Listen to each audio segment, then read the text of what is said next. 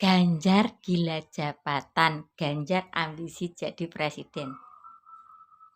Gila, orang sing diwaraske Pak Ganjar ya, masuk ke program-program beliau saya bisa menyekolahkan anak saya, juga mendongkrak perekonomian saya ya. Saya lihat juga tetangga-tetangga saya ya yang dulu punya anak kecil-kecil ya sampai sekarang bisa menuntaskan dan bisa berinvestasi beli perhiasan, bukan karena punya perhiasan baru dapat bantuan pemerintah Jateng dulu ya, tidak.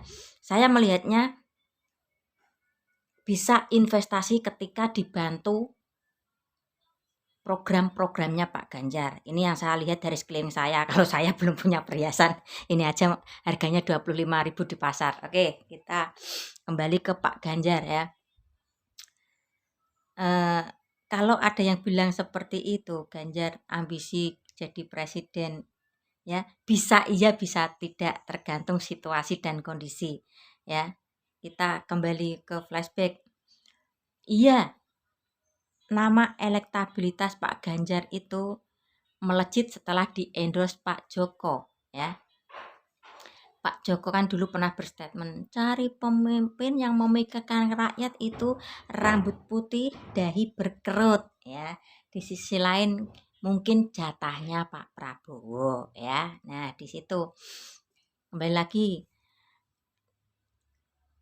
mungkin kemungkinan ya Pak Joko ini belum tahu karakter Pak Ganjar, tapi Pak Ganjar sudah tahu ya karakter Pak Joko. Makanya ini tenang ketika menjadi gubernur Jateng ya. Nah, ketika ini Pak Ganjar diutek-utek ya, dengan ditinggali masalah wadas,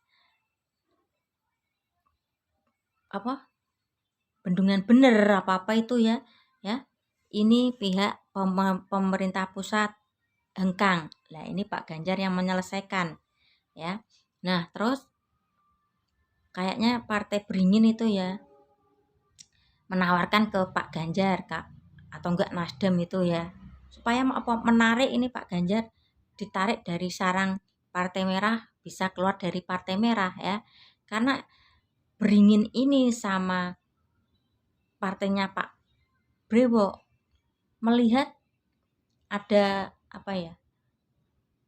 ya intinya kinerjanya yang bagus, melihat kinerja bagus dari Pak Ganjar ya, makanya Beringin sama Pak Brewo itu berusaha menarik. Tapi apa yang terjadi, Pak Ganjar tidak mau, tetap stay di Partai Merah ya.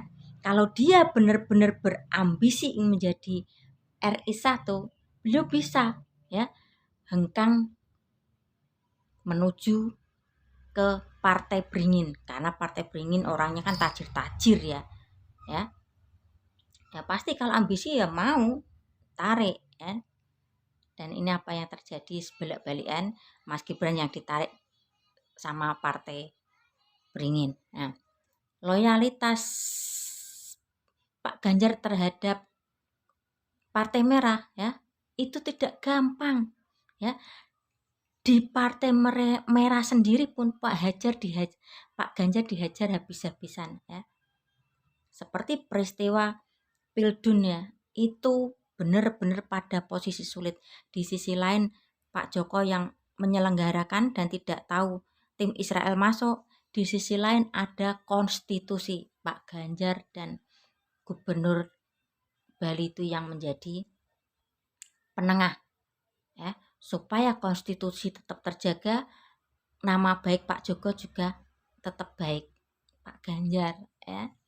Terus ada statement lagi Pak Ganjar di waktu di pondok pesantren ya, wong sudah punya istri terus ditawari yang lebih glowing, masa saya pindah ya. Saya mengartikan kata-kata Pak Ganjar ini ya, sudah stay di Merah ada yang menawari kok pindah ya, yaitu Partai Beringin yang ingin menarik Pak Ganjar keluar dari Partai Merah ya.